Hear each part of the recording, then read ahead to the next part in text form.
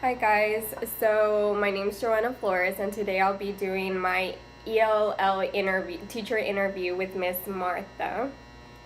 So Miss Martha, how long have you been a teacher for? I have been a teacher for 5 years. 5 years, okay. So I guess my first question is, do you have any ELL students in your class? I do, Joanna. Actually, the school ratio is 76% Hispanic or Spanish-speaking students. In my classroom, the majority of them, I would say at least a little bit over 50% in my classroom are ELL speakers.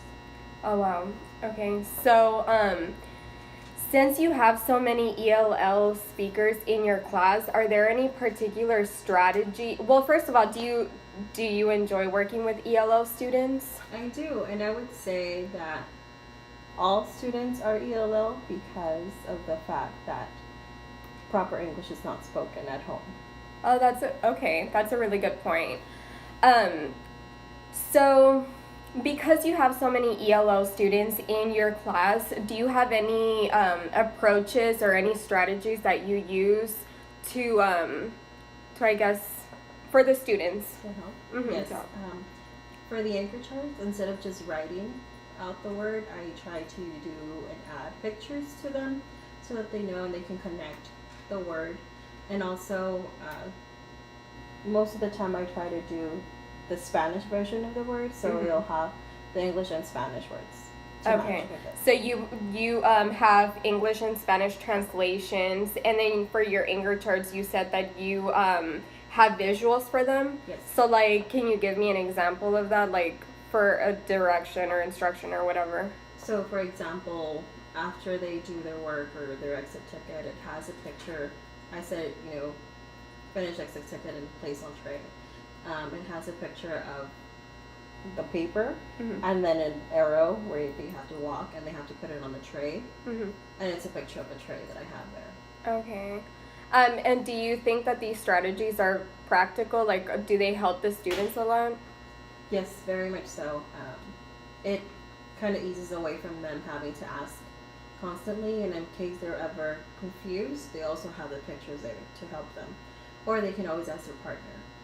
Oh, okay, so you kind of also pair them with an English speaker? Yes, unfortunately, there's not that many students that have to be paired with, but there is at least one non-ELL student in the group. Okay, awesome. Okay, and what about like any accommodations for exams? Do you do anything different for them? Yes, so for exams in the classroom that I give, and it's basically just to track their progress, I do let them use a dictionary because also whenever we have the state exam, they're also allowed to use a dictionary. Okay. Along with it, with their exams. So I let them use a dictionary, and I also give examples, especially to the ELLs, just so that they know whenever a sentence is there, what they have to do. So, for example,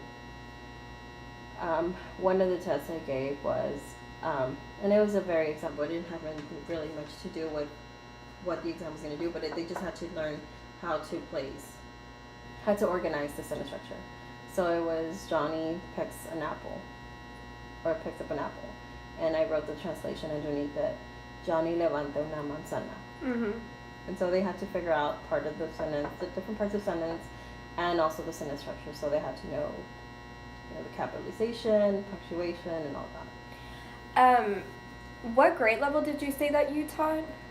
Third grade. Okay, third grade. So, okay, so you teach. And because of the majority of these students that are ELL, they are not just ELL students, but they're also either beginning, Mm-hmm. and the levels, and then some, of course, are intermediate, and then you go to advanced high, and then proficient. So I know that you said you have like different levels of ELOs in your class. Is there anything that you like really struggle or you think that the students have the most difficult time with, like whether it's like the sentence structure or like the actual understanding the actual meaning of the sentences? Like, what do you see the most that they have a difficult time with? So because I have, like I said, the translations around and the pictures, they all. So because I have the anchor charts and the pictures to go along with it, and also the translations, they don't have that much of a problem with translating words and the transition between it, but they do have issues with parts of speech because in Spanish they differ from English sometimes. So if it ends, it's plurals or when it's possessive, that's where they have